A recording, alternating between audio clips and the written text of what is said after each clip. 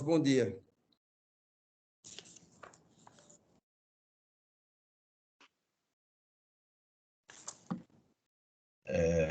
Bom dia a todos. Vamos dar início à sessão. Havendo o quórum completo, declaro aberta a sessão da 5ª Câmara de Direito Público do dia 14 de março de 2023. Cumprimento os eminentes embargadores Edivaldo Pereira de Moura, Pedro de Alcântara da Silva Macedo, doutora Terezinha de Jesus Moura Borges Campos, os advogados aqui presentes, procurador do Estado, a senhora secretária, e peço à secretária que proceda a leitura da ata da sessão anterior. Bom dia a todos. Cumprimento o excelentíssimo desembargador Sebastião Martins, presidente desta Câmara, bem como os excelentíssimos desembargadores Edivaldo Moura, desembargador Pedro Macedo. Cumprimento o nobre doutor Saul Emanuel, procurador do Estado, em nome dos demais advogados presentes. Faço a leitura da ata da sessão anterior, ata de julgamento da sessão ordinária da 5ª Câmara de Direito Público, em formato de videoconferência, realizada no dia 7 de março de 2023, publicada em 10 de março, no diário de número 9.548, e até a presente data não foi impugnada. A palavra, excelentíssimo desembargador Sebastião Martins. Em discussão a ata. Não havendo impugnação, declaro aprovada. Vanessa, não estou vendo a minha imagem, está aparecendo aí, está? Aqui está, normalmente. Para mim, não. Desligue e ligue novamente, desembargador. Vou testar aqui. Então, tá, eu vou okay. sair e entrar novamente. Saia e entre novamente. Certo.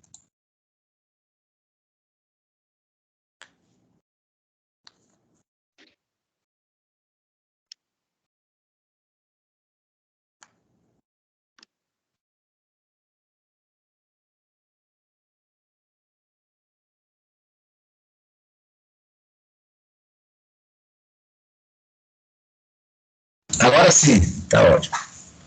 Ok? Desembargador. Vossa Excelência, desembargador Sebastião, certo. Fazendo logo o registro, porque pode haver alguém interessado aí, algum advogado ou parte, o processo de número 5, ele permanece adiado em razão da ausência justificada do desembargador Joaquim Santana.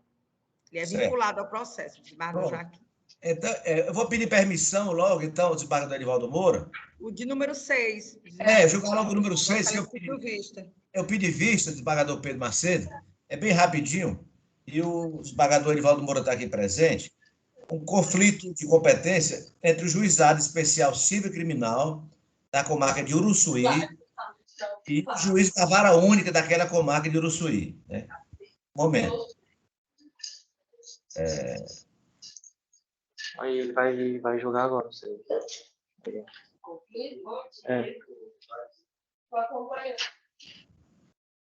Bom, nesse conflito, senhores desembargadores, por coincidência, o tribunal, na segunda-feira, dia 7 deste mês, o tribunal aprovou a resolução número 340, de 6 de março de 2023, e que esclarece algumas dúvidas sobre a competência dos juizados especiais. E determinou em várias comarcas, onde tem 2 varas, viu, desembargador Pedro? Onde tem 2 varas e um juizado especial anexo, todas aquelas ações de interesse da Fazenda Pública vão para o juizado especial. Está aqui textualmente. A resolução aprovada por nós na sessão do dia 7, que altera a resolução número 215. Um momentinho aqui.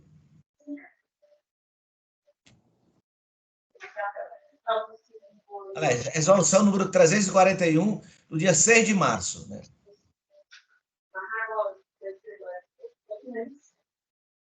E lá. Os processos de competência dos juizados especiais da Fazenda Pública ajuizados após a vigência da Lei Complementar número 266, de 20 de setembro de 2022, nas comarcas de Parnaíba, Picos, Floriano, Campo Maior, Piripiri, Oeiras, Corrente, Barras, Bom Jesus, Esperantina, Pedro II e Valença, quem estiver nos asseios das varas respectivas serão redistribuídos para os juizados especiais. Né? Só que de Uruçuí, especificamente de Uruçuí, lá apenas uma vara e o juizado. Essa resolução não falou, né? Então, nesse caso, continua assim a competência relativa. Então, como esse conflito já há bastante tempo, eu vou acompanhar o voto do desembargador Edivaldo Moura, porque a comarca de Uruçuí ficou fora, desembargador Pedro, ficou fora dessa resolução específica votada pelo tribunal. Eu acho que o tribunal futuramente deve adequar para incluir Uruçuí, mas Uruçuí não foi incluída, né? Então, nesse sentido, como se trata de competência relativa, e a vara comum também tem competência para apreciar os conflitos do juizado da Fazenda Pública, eu acompanho, nesse caso concreto aqui, o voto do desembargador Edivaldo Moura, e para ser bem coerente, eu já votei em sentido contrário, mas nesse caso específico, em face dessa nova resolução, desembargador Pedro, 341, agora de março de 2023, que eu peço que a assessoria de cada gabinete analise, alterou, definiu, esclareceu as competências. Então, eu acompanho o voto do eminente relator, desembargador Edivaldo Moura. Pedindo vênia, mais uma vez, o desembargador Pedro, Não, né? Eu estou refluindo, então, e acompanhando também o entendimento do desembargador Edivaldo Moura por conta dessa ressalva feita por Vossa Excelência nesta oportunidade. Certo, ok. Então, desembargador, vou proclamar o resultado. Então, por unanimidade, nos termos do voto relator, foi julgado procedente o conflito para declarar a competência da vara comum de Uruçuí. Esse caso. Plenamente de acordo. Agora, voltando agora, Vanessa, aqui. Voltando à pauta. Desembargador Sebastião. Oi, não. Só um instantinho, desembargador. Por gentileza. O processo número 1. A interesse do Estado do Piauí em fazer sustentação oral, a gente segue na ordem da pauta, dando preferência para essas sustentações. Pronto, certo. Uma pauta pequena. O processo número 1 é um agravo de instrumento, processo 075, 2503, 13, 2022. Origem: segunda vara dos feitos da Fazenda Pública. Agravante: Maria do Carmo Batista Balbino. Advogado: Diego Luiz Santos Forte de Carvalho. Agravado aqui é o Estado do Piauí, pela Procuradoria-Geral. Então, eu passo a palavra ao relator, o desembargador Edivaldo Moura. Bom dia, desembargador Sebastião Ribeiro Martins, a pessoa de que eu cumprimento o desembargador Pedro, o doutor Saul, a nossa secretária. E, realmente, eu estou aqui analisando esse agravo. Desembargador Edivaldo, o advogado está presente aqui, o doutor Saul quer fazer sustentação, não sei se cabe nesse caso concreto. O doutor Saul está presente, então o relator está no sistema e nós aguardamos a sua manifestação. Eu aproveito a oportunidade apenas para dirigir meus cumprimentos ao excelentíssimo senhor desembargador Sebastião Ribeiro Martins, ao excelentíssimo senhor desembargador Edivaldo Pereira de Moura, ao excelentíssimo senhor desembargador Pedro de Alcântara da Silva Macedo, à excelentíssima senhora procuradora de Justiça, doutora Terezinha de Jesus Borges, todos os servidores do Tribunal de Justiça, que eu saúdo na pessoa da doutora Vanessa, e todos os colegas advogados que estejam presentes. Neste caso, o Estado do Piauí apenas reitera a tese, que já é bem conhecida de Vossas Excelências, e que foi acolhida pelo juiz de primeira instância, de que a gratuidade da justiça, como foi postulada, ou seja, completa, integral, apenas pode ser deferida naquela em que, de fato, a pessoa se encontre em situação de hipossuficiência, assim caracterizada a partir de parâmetros objetivos, né? Não necessariamente o parâmetro da assistência social organizada pelo INSS, mas algum parâmetro que expresse um critério adotado em alguma das políticas públicas executadas pelo Estado brasileiro, né? No caso concreto, o valor expresso no contra-cheque já era acima de qualquer quantia que pudesse ser tomada como expressão de uma hipossuficiência, né? Por essa razão, pede-se que o agravo de instrumento seja desprovido. Muito obrigado. A palavra, o eminente relator. Eu estou conhecendo e dando provimento a esse agravo, para conceder ao agravante o benefício da gratuidade da justiça. Estabelece o artigo 932, inciso 3º do Código de Processo Civil, que incumbe ao relator não conhecer de recurso inadmissível, prejudicado que não tenha impugnado especificamente os fundamentos da decisão recorrida. No caso concreto, vê-se que, quanto à tempestividade, o recurso foi proposto dentro dos 15 dias autorizados pela legislação processual civil. A parte recorrente não recolheu as custas referentes ao preparo, entretanto, com fundamento do artigo 98, parágrafo 5º do Código de Processo Civil,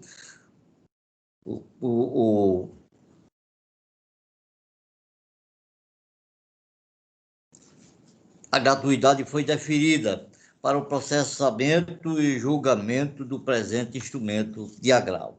No mais, o agravo de instrumento é o recurso cabível contra as decisões interlocutórias que versarem sobre rejeição do pedido de gratuidade da justiça ou acolhimento do pedido de sua revogação, a teor do artigo 1015, inciso 5º do Código de Processo Civil. Em caso, a parte recorreu contra a decisão que rejeitou o benefício na sua origem. Assim, preenchidos os requisitos, recebo o recurso de agravo de instrumento e passo a análise do pedido de gratuidade judiciária.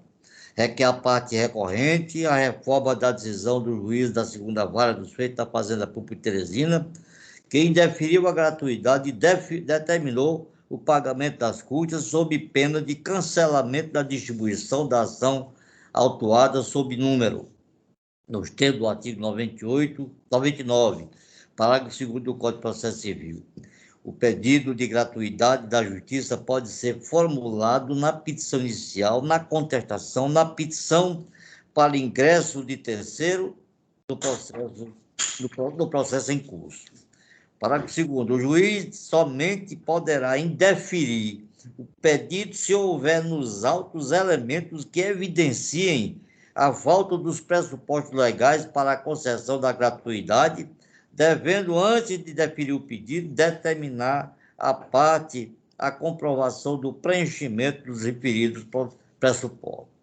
Vê-se que o magistrado pode, de fato, indeferir o pedido de gratuidade de justiça.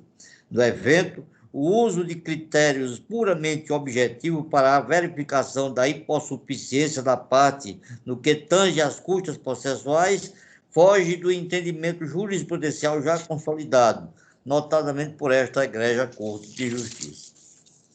Aliás, eu tenho aqui uma adição da relatoria do colega Ricardo Eulálio, Terceira Câmara Especializada Civil, data de julgamento 25/11/2020, sufragando esse entendimento.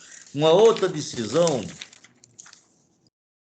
é do desembargador Antônio Francisco Parlandim, Francisco Antônio Parlandim Filho, Terceira Câmara Especializada Civil, data de julgada em 4/11/2020. Aliás, pela documentação juntada, considero que está presente a presunção relativa de impossibilidade de pagamento de custas, especialmente pela comprovação dos rendimentos do recorrente, além do fato de que as custas processuais a serem recolhidas alcançam quase a totalidade de 100% de toda a sua renda líquida. Desta feita, entendo que o agravante tem direito ao benefício da justiça gratuita e isento-lhe do pagamento das custas processuais, culminando, portanto, com a reforma da decisão agravada. Em razão do exposto, conheço e dou provimento ao agravo de instrumento para conceder ao agravante o benefício da gratuidade de justiça. Pagador. Acompanho o Católica, voto, sua decisão. acompanho o voto do eminente relator, desembargador Pedro Macedo. E só para acrescentar, antes de proferir o voto, é estender nossos cumprimentos ao digníssimo procurador, doutor Saul. Eu não visualizei a sua imagem aqui, doutor Saul, com isso passou despercebido, viu? Meu bom dia, de muita paz e luz para Vossa Excelência, viu? Muito bem. Eu acompanho plenamente o voto proferido pelo eminente relator. Eu proclamo o resultado. Resolveu o tribunal, a unanimidade dos termos do voto relator, dar provimento ao agravo de instrumento. Prosseguindo aqui, processo número 2, já que eu sou impedido aqui. Processo número 2. Vamos avançar, desembargador. Eu vou ver se eu consigo algum magistrado para participar desse processo. Então, o número 3. O número 3 e também a sustentação oral por parte do Estado.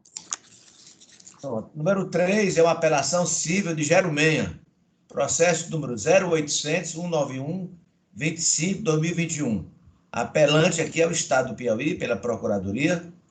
Apelada Isabel Figueiredo da Fonseca Neta, advogada em causa própria. O relator também é o desembargador Edivaldo Pereira de Moura, a quem eu passo a palavra. E o relator está no sistema, senhor presidente. Então, com a palavra, o doutor Saul, para a sustentação oral pelo prazo regimental, doutor. Excelentíssimo senhores julgadores, serei breve neste caso, porque trata-se de uma situação que é recorrente no Tribunal de Justiça, inclusive na ordem da 5ª Câmara de Direito Público. Mas é preciso chamar a atenção para um aspecto peculiar que merece uma distinção jurisprudencial, né? Que muitas vezes se tem referido pela expressão inglesa, né? Distinguishing, mas não há uma boa razão para empregarmos esse termo, né? Basta falarmos em distinção jurisprudencial, fica muito bem compreendido em bom português. Mas a peculiaridade deste caso é justamente que houve a designação de um advogado dativo para atuar na causa, e muito embora o advogado designado tenha apenas atendido a convocação, a designação do Poder Judiciário, na realidade houve uma situação que é a seguinte: a Defensoria não chegou a ser instada a realizar a assistência jurídica gratuita neste caso concreto, né? Então, não foi intimada para integrar a capacidade postulatória do réu nessa ação penal.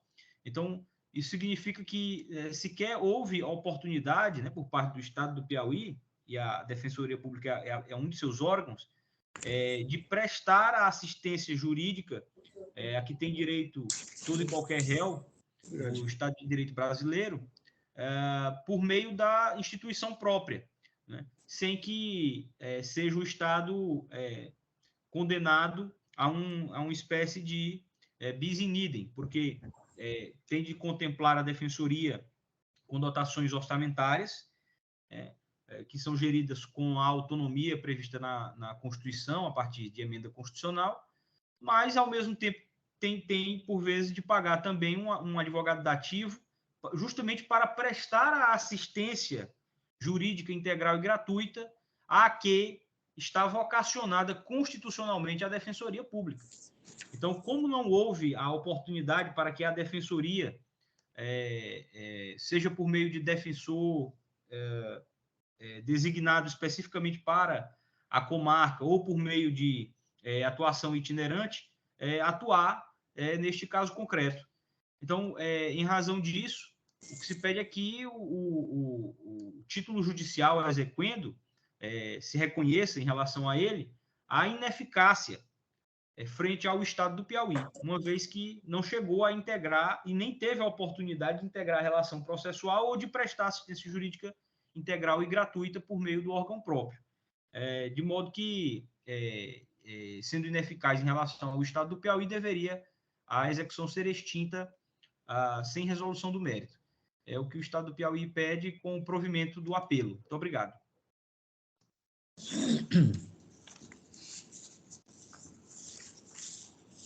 Palavra ao relator. Eu estou conhecendo do recurso, porque presentes pressupostos de admissibilidade, as partes são legítimas e o recorrente possui interesse recursal. O recolhimento de custas é dispensado por seu apelante ente público estadual. A peça foi interposta tempestivamente, conforme expediente registrado no PGE. Sendo assim, conheço da apelação. Mérito. Como visto, trata-se de apelação em ação de cobrança de honorários advocatícios de defensor dativo. De início, vê-se que, de fato, não há órgão da Defensoria Pública atuando na comarca onde o feito originário tramitou. Lá do outro, o trabalho da causídica ficou demonstrado. Nos autos da ação penal número tal, a advogada apresentou resposta à acusação por escrito, acompanhamento de audiência e apresentação de alegações finais, após ser nomeada pelo próprio juízo, diferentemente do que aconteceu no caso paradigma que o Estado juntado pelo Estado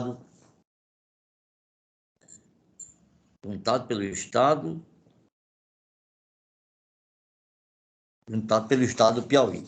Dessa forma, a fixação dos honorários do defensor dativo é consectário da garantia constitucional da remuneração do trabalho empreendido. Não possuindo defensoria pública na comarca e tendo sido nomeada pelo juízo e profissional para a defesa de parte hipossuficiente, incumbe ao Estado o pagamento dos honorários advocatícios.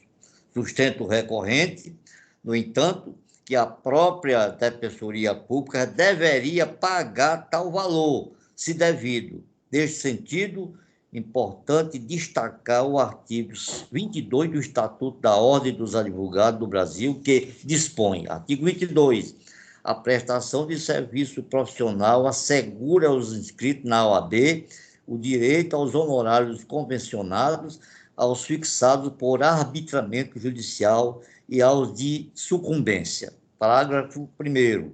O advogado, quando indicado para patrocinar causa juridicamente necessitado, no caso de impossibilidade da Defensoria Pública no local da prestação de serviço, tem direito aos honorários fixados pelo juiz, segundo tabela organizada pelo Conselho Seccional da OAB e pagos pelo Estado.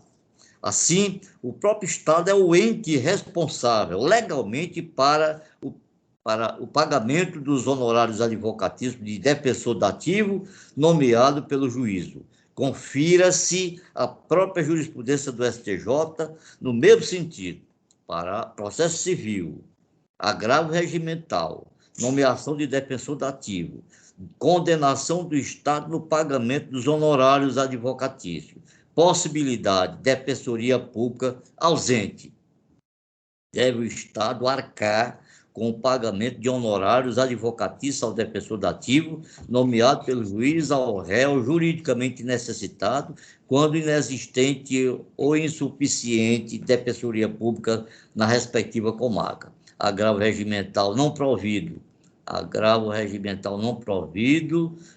da relatoria do ministro Mauro Campbell Marques, julgado em 5 de 3 de 2009. Assim, ainda que se sustente a autonomia da Defensoria Pública, o fato é que o pagamento do valor é de responsabilidade do Estado por expressa disposição legal. Portanto, não há razão de ser dos argumentos do Estado. Ante o exposto, com base nas razões expendidas, voto pelo conhecimento e não provimento do recurso interposto pelo Estado do Piauí, mantendo-se a sentença impugnada em todos os seus termos. É como voto, pagador, presidente.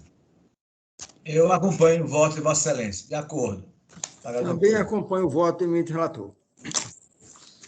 Então, por unanimidade, resolveu o tribunal, no termo do voto relator, negar provimento ao recurso do Estado do Piauí.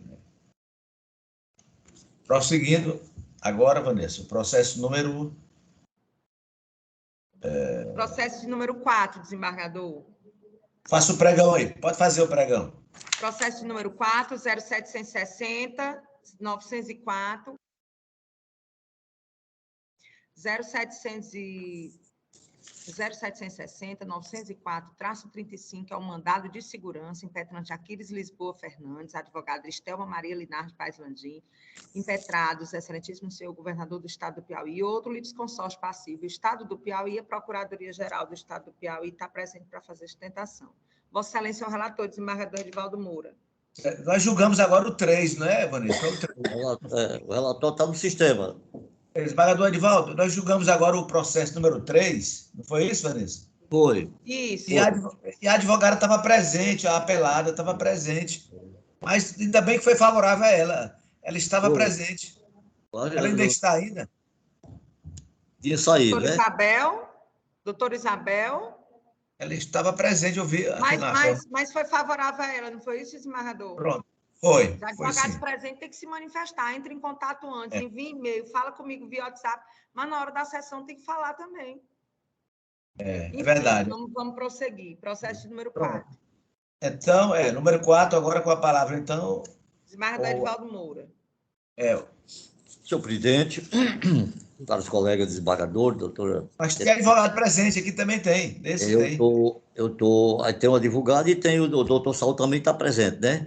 Doutora Estelma Maria Linardi Paes Landim. Eu acredito que ela não esteja presente, não entrou em contato comigo e nem eu vejo aqui na sala. Eu estou denegando a ordem, mas se ela está presente, né? Ela não está presente, não. Só o doutor Saul. Pode falar, doutor Saul. Excelentíssimo senhor desembargador presidente, excelentíssimo senhor desembargador relator, como o nobre relator acabou de indicar posicionamento, eu penso que a sustentação se tornou desnecessária. Né? Então, dispenso. Muito obrigado. Então, com o relator para o voto. Começa disso, o mandado de segurança é ação constitucional de natureza mandamental posta à disposição do cidadão para a proteção de direito líquido e certo, ameaçado ou lesado por ilegalidade ou abuso de poder. Neste ínterim, cumpre observar o disposto do artigo 5º, inciso tal da Constituição Federal. Conceder-se-á mandado de segurança para proteger direito de certo, não amparado por habeas corpus ou habeas data, quando o responsável pela ilegalidade ou abuso de poder for autoridade pública ou agente de pessoa jurídica no exercício de atribuição do poder público.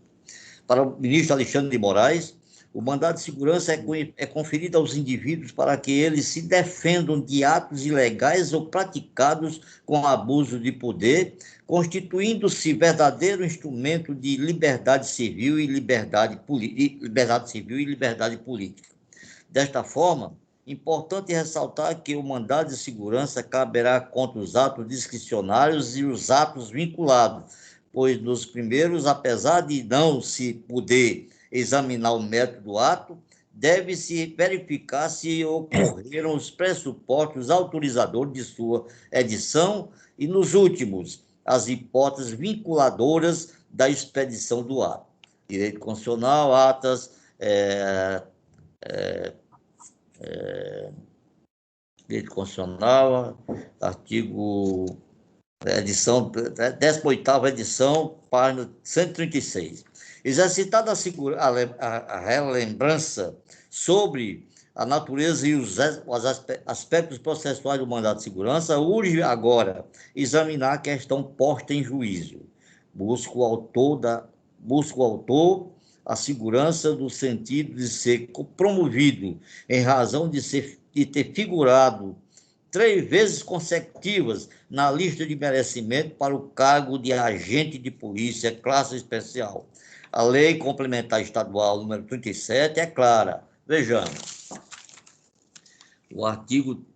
O Conselho Superior de Polícia Civil organizará para cada vaga a ser provida por merecimento uma lista não excedente de 3 candidatos, desde que exista, parágrafo 1º, mais de um candidato em condições de concorrer à promoção por merecimento, é vedada a elaboração da lista com apenas um único nome. Parágrafo 2º. É obrigatória a promoção do policial civil que figure por 3 vezes consecutivas ou 5 alternadas em lista de merecimento. Parágrafo 3º. Para cada promoção por merecimento será feita nova avaliação. Artigo 30. As promoções serão realizadas em 21 de abril e 28 de outubro de cada ano, desde que verificada a existência de vaga e haja policial civil em condições de a ela concorrer. Parágrafo único. Compete ao Conselho Superior de Polícia Civil organizar listas de promoção por antiguidade ou por merecimento. Ocorre, todavia, que o impetente não só não indicou a existência da vaga que possibilitaria a escalada promocional, como também não mencionou uma única situação fática que demonstrasse ter ocorrido preterição real à sua promoção. Pode dizer, uma só circunstância apontando o erro da administração que levou a vaga que deveria ter sido sua a ser ocupada imerecidamente por outro militar.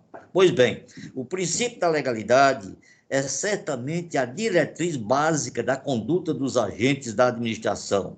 Significa que toda e qualquer atividade administrativa deve ser autorizada por lei, não sendo a atividade ilícita. Segundo José dos Santos Carvalho Filho, tal postulado, abre aspas, tal postulado, consagrado após século de evolução política, tem por origem mais próxima à criação do Estado de Direito, ou seja, do Estado que deve respeitar as próprias leis que edita. Manual de Direito Administrativo José dos Santos Carvalho Filho, 30ª edição, São Paulo, Atas 216. Sendo assim, o princípio implica na subordinação completa do administrador à lei. Todos os agentes públicos devem ser instrumento da fiel e dócil realização das finalidades normativas. A meu ver, embora o autor tenha figurado na lista de merecimento conforme o disposto do artigo 34, parágrafo 4º da Lei Complementar 37, a promoção deve ser condicionada à existência de vagas, a teor do que determina o artigo 30 do referido diploma. A preterição emerge, obviamente, da demonstração de que o servidor satisfazia as condições do ato promocional, mas outros policiais foram promovidos em seu lugar, o que não se tem nos autos. Nesse sentido, veja o que diz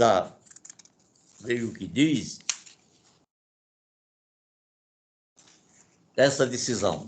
Mandado de segurança, promoção por merecimento, autor policial civil, que figurou 6 vezes consecutivas na lista de merecimento, nos termos do artigo 34, do Estatuto da Polícia Civil do Piauí, Lei Complementar 37, previsão legal de necessidade de existência de vaga para promoção vertical condicionada à existência de vaga. Tópico 1. Embora o autor tenha figurado na lista de merecimento, conforme o disposto do artigo 34, parágrafo 2º da Lei Complementar 37, a promoção deve ser condicionada à existência de vagas. Tópico segurança denegada. Tribunal de Justiça do Piauí, decisão da relatoria do pagador Fernando Carvalho Mendes, data de julgamento 1º de 7 de 2022, Primeira Câmara de Direito Público. Mandado de segurança, outra decisão. Servidor do Tribunal de Justiça do Estado de Minas Gerais, promoção vertical, condicionada à existência de vaga, resolução TJ de Minas Gerais, direito líquido e certo, ausência, segurança denegada. A concessão da progressão vertical ao servidor integrante dos quadros do Tribunal de Justiça do Estado de Minas Gerais não é automática, mas sim condicionada, entre outros requisitos, à existência de vagas, conforme dispõe a Resolução 367/2001, razão pela qual não se vislumbra a existência de direito líquido e certo passível de reconhecimento na via mandamental. É uma decisão datada de 14 de 8 de 2019, da relatoria do meu colega e amigo Afrânio Vilela. Administrativo Militar, promoção à graduação de terceiro sargento, decreto número 86.289, promoção condicionada à existência de vaga, apelação provida. Carlos Eduardo Topes Flores, data de julgamento 7 de 7 de 2009, terceira turma, data da publicação 12 de 8 de 2009. Portanto, havendo previsão legal de condicionamento da promoção à existência de vaga, não há que se falar em direito líquido e certo do impetrante. Logo, não resta mais o que discutir. Ante o exposto, com base nas razões expendidas, conheço do presente rito para, no mérito, denegar a segurança vindicada. É como o jogo do desembargador Sebastião Martins, do desembargador Pedro Macedo. Bom, eu ouvi atentamente o voto de Vossa Excelência, eu também denego a segurança, né? E colho o voto do desembargador Pedro. Também ouvi atentamente o voto proferido pelo relator e também manifesto pela denegação da segurança. Acompanho plenamente. Resolveu o tribunal, a unanimidade, nos termos do voto relator, denegar a segurança. De acordo com o parecer do MP, desembargador. Em consonância com o parecer do Ministério Público. Deixa eu ver aqui, desembargador. A doutora Terezinha está presente, deve. O representante. Encaminhar os exames, que, por sua vez, deixou de apresentar parecer. Não emitiu parecer meritório. Ministério Público.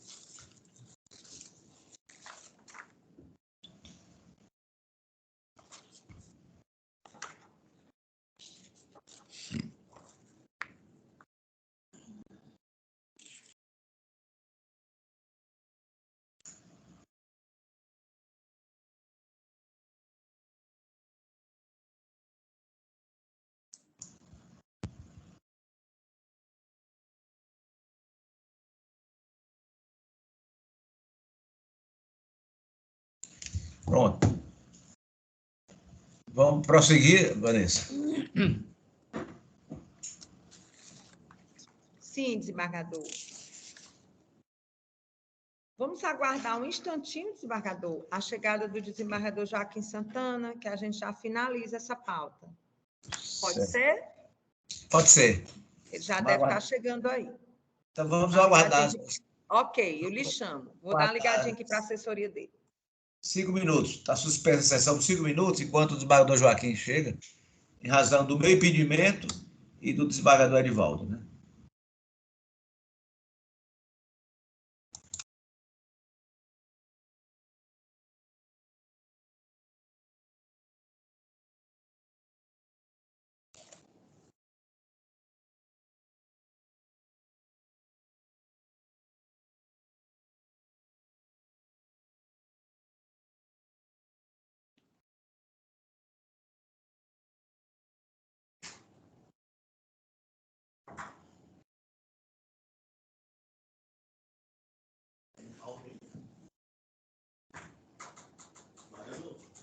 Aquele processo de furto.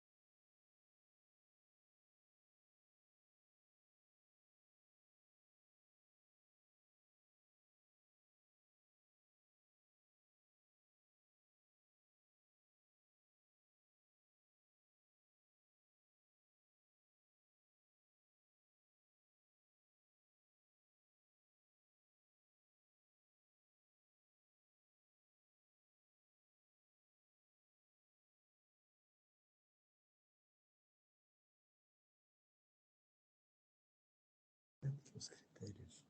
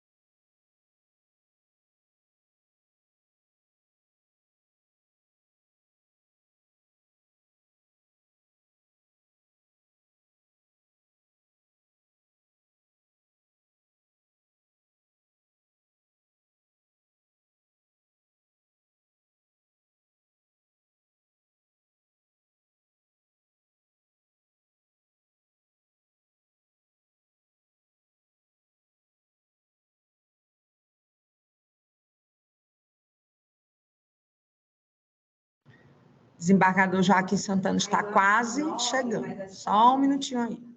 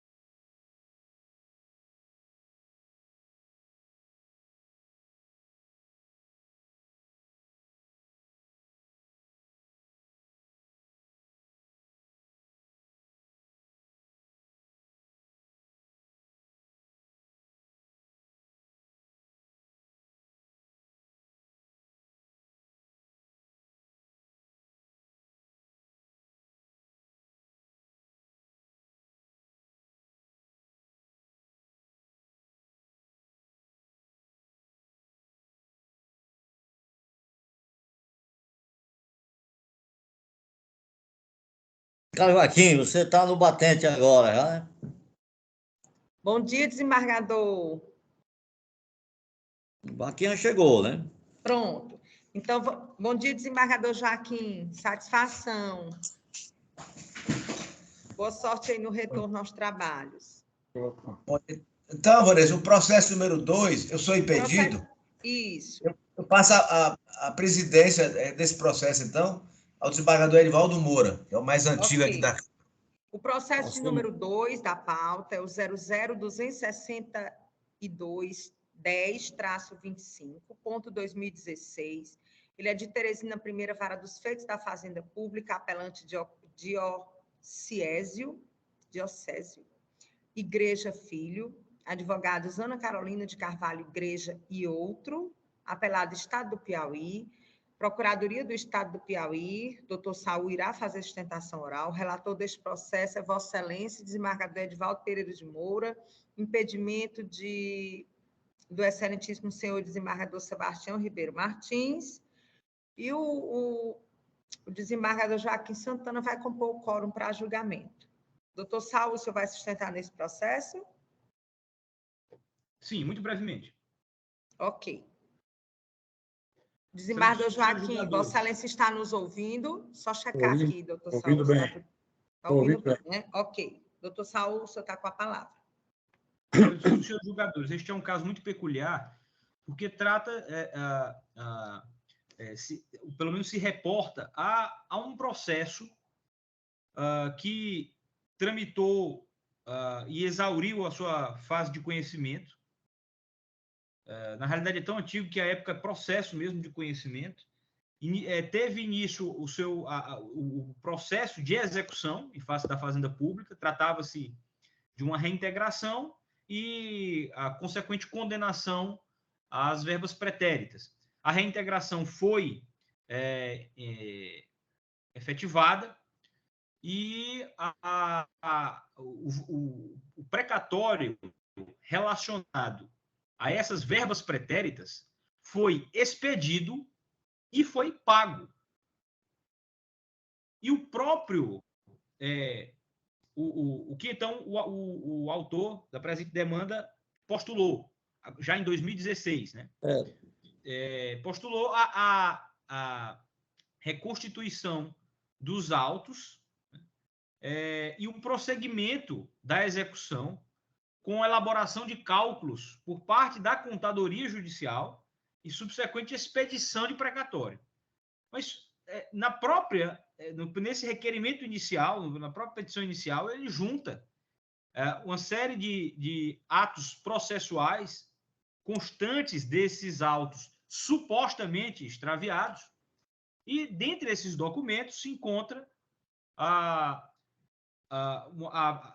não apenas a própria cópia do precatório, como uma petição do Estado do Piauí informando que o precatório foi pago e em seguida uma petição do advogado do servidor reintegrado, o doutor Jorge Azar Chaib, concordando com o pagamento e requerendo a execução dos respectivos honorários de sucumbência que lhe seriam devidos. Depois, diante do exaurimento do objeto do processo, os autos terminaram por ser arquivados. A parte autora simplesmente alega que não recebeu o pagamento desses precatórios, estranhamente alega que, em consulta à presidência do Tribunal de Justiça, teria obtido a informação de que o ofício encaminhado pela primeira instância à presidência do Tribunal de Justiça jamais teria chegado à presidência, não apresenta certidão dessa suposta informação prestada pela presidência do Tribunal de Justiça, não apresenta certidão do extravio dos autos processuais, que pretende ver restaurados, e, portanto, na realidade, não satisfaz os requisitos essenciais da petição inicial desse procedimento desse procedimento de restauração dos autos. Mas ainda que não fosse assim, e ainda que se pudesse atribuir algum crédito a essa alegação de que não teria recebido os valores atinentes ao precatório, alegação contra a qual o próprio autor produziu prova em sentido contrário, ao apresentar a petição do Dr. Jorge Azachaib, concordando com o valor do pagamento, ainda que assim não fosse, é certo que teria se operado uma prescrição intercorrente da pretensão executiva, porque o arquivamento deste processo se deu no ano de 1998 e, portanto, houve a partir daquele momento uma inércia da parte exequente que teria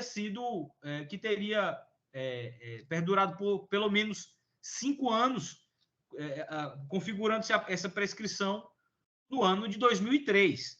No entanto, essa nova pretensão somente veio a ser exercida no ano de 2016.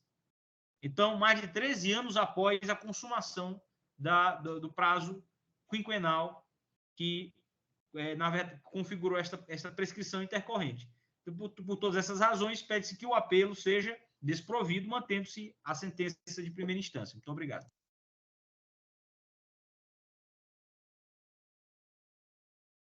É divulgado?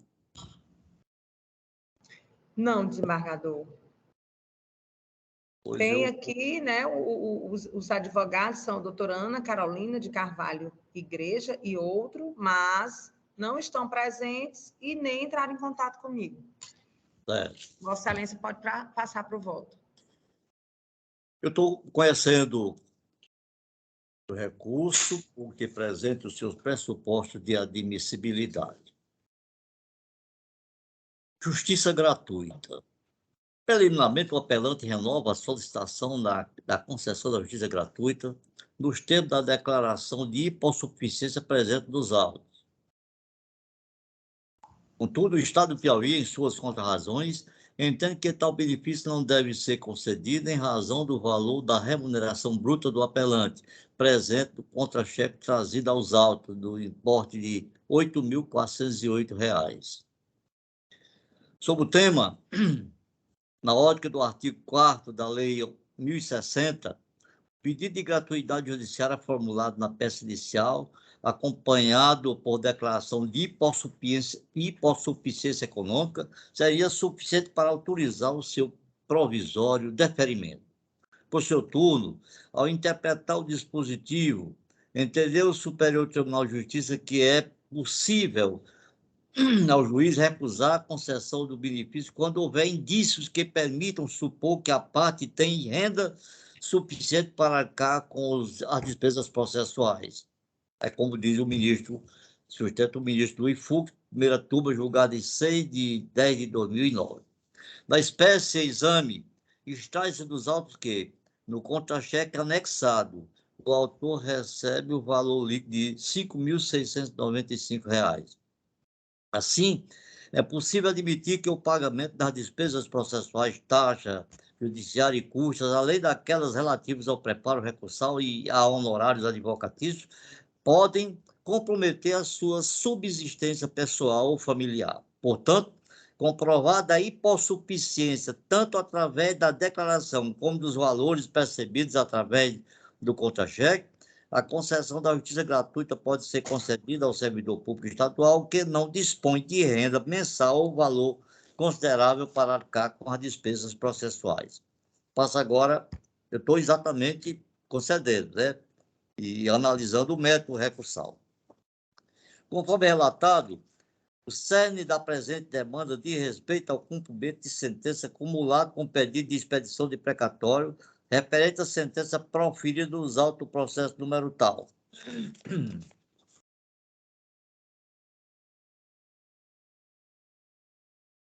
Em que pese a declaração de quitação referente aos precatórios e solicitação de prosseguimento quanto aos honorários advocatícios presentes nos autos originários, acostado em ID número tal, afirma o apelante que nunca recebeu tais valores e, por essa razão, solicitou a comprovação pelo Estado do Piauí do efetivo pagamento, bem como a realização de audiência com a presença dos advogados à época do processo originário.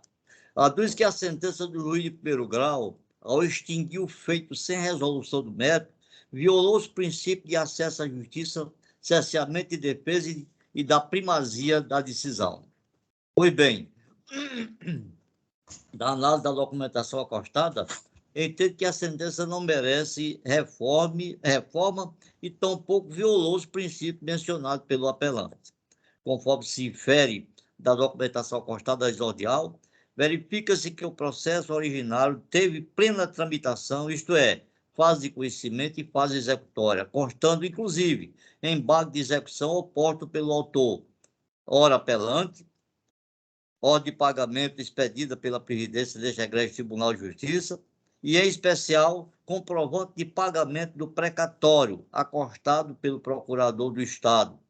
Além disso, após regular intimação, constata-se a declaração do autor, subscrita pelo seu patrão na época, de plena quitação da importância que lhe era devido, resultando do arquivamento do processo originário em 15 de outubro de 1999. Ora, se a sentença foi executada e os precatórios pagos, não há que se falar em cumprimento de sentença e expedição de novos precatórios, visto que já foram expedidos e documentalmente comprovado o seu pagamento, bem como dada a plena quitação pelo credor.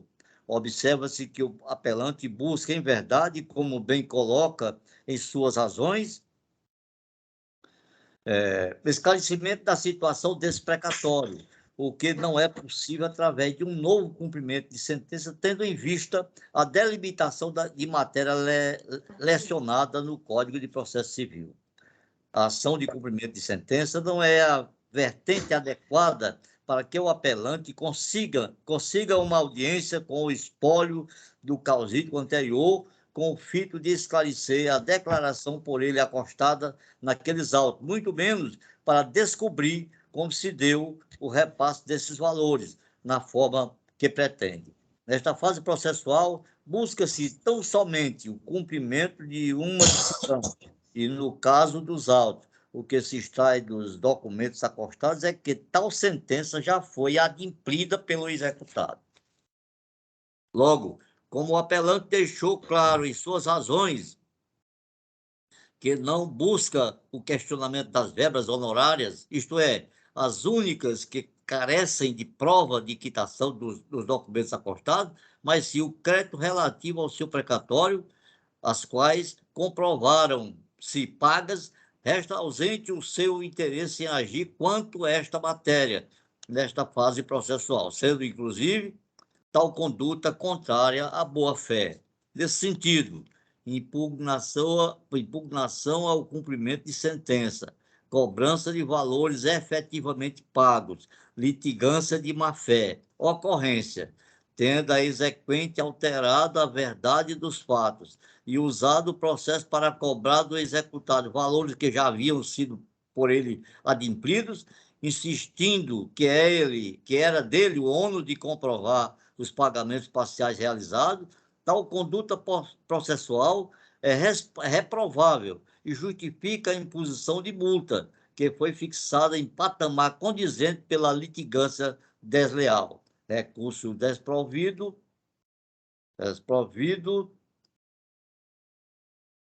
conforme se pode observar.